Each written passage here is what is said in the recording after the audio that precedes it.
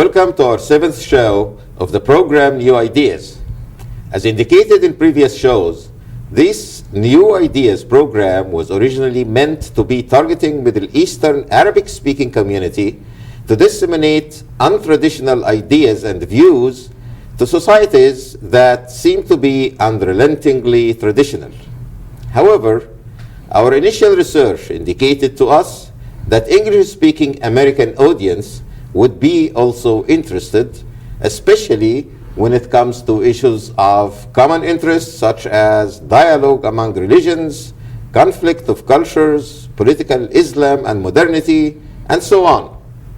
With political Islam coming in various versions and from various aspects as a national security issue in the US, not void of stereotypical perceptions, we have had a contrarian with us today, who is with us today, and whose interpretation of Islamic laws and dictates differ considerably from the Islamic religious establishment.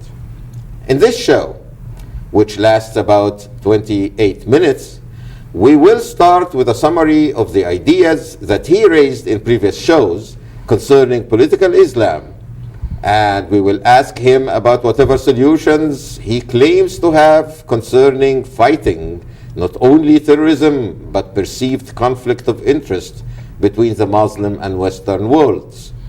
Dr. Ahmed Subhy Mansour, our guest, is an accomplished scholar who has published over 25 books and about 500 papers. Impressive. One last note, this program is meant to be interactive. If you have any comments, questions, or ideas, please do not hesitate to contact us via email at newideasstudioa@gmail.com. Let's now go to Dr. Mansour. Dr. Mansour, welcome.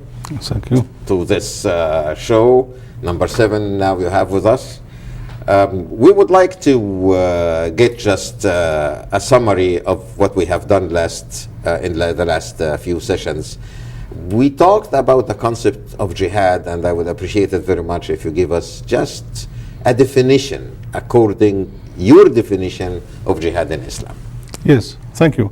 As I remember, we talked about jihad in Islam and the Islamic State, which is established by the Prophet Muhammad, was a strong, peaceful state.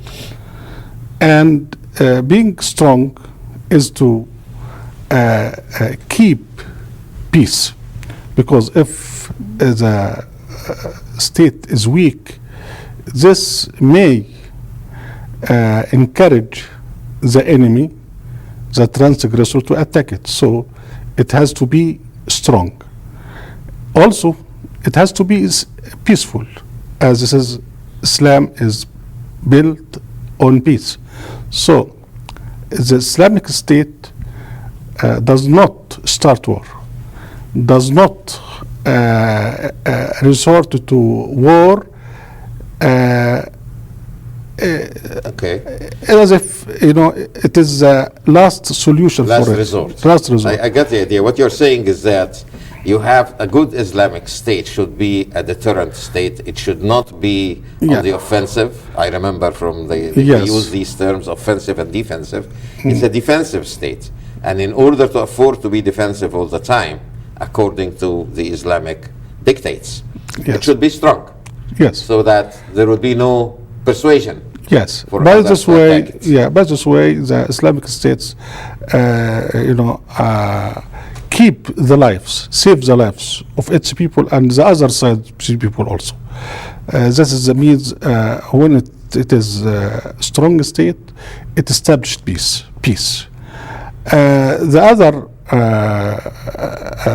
topic we talked about, I think it was about the rules of engagement in the battlefield of the war. Yeah, but before we go to the rules of engagement, you had a definition about jihad. As far as I remember, it was every act that a Muslim would do in obedience to God's guidelines. Is that Yes. the right understanding of mine? That this is the Yes, definition of jihad? when we talk about Muslim as individual, Yeah.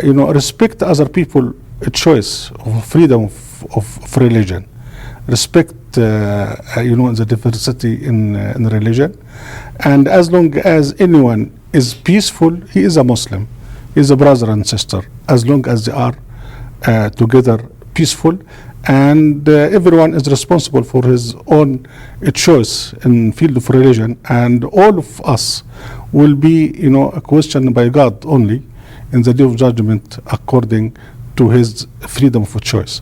And no one has the authority to judge others in the field of religion. This is what the Muslim individual must uphold. So he is a peaceful. I'm talking about the Muslim individual is a peaceful.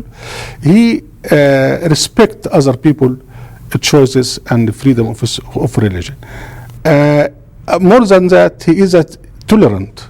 Means when he is persecuted, he has many choices.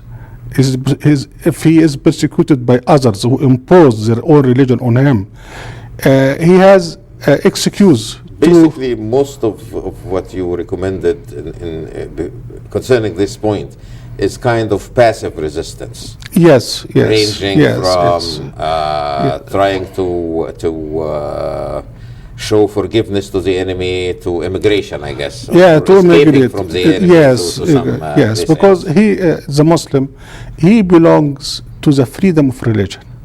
Okay. Any place in this earth that he can worship God according to his belief without any persecution, it will be his country.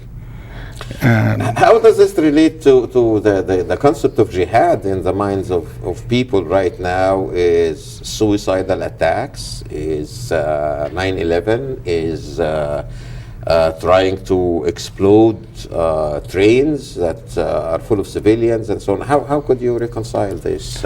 Yes, first of all, the Islamic State, which was established by the Prophet Muhammad, was against the common culture of Middle Age. In that time, we are talking about the 7th century. Yes. So the common culture of Middle Age was holy war, and fanaticism, bigotry, everything bad, and using religion in these things. So the culture was against this tiny Islamic state of the Prophet Muhammad. So this culture, make this tiny Islamic state vanished, and Muslim after they become a mighty empire, and after the Prophet Muhammad died, 2 decades and more, they changed the meaning of the Quran, changed the Arabic Quranic terminology. They changed also by claiming the abrogation of the Quranic law under the name of Nasakh.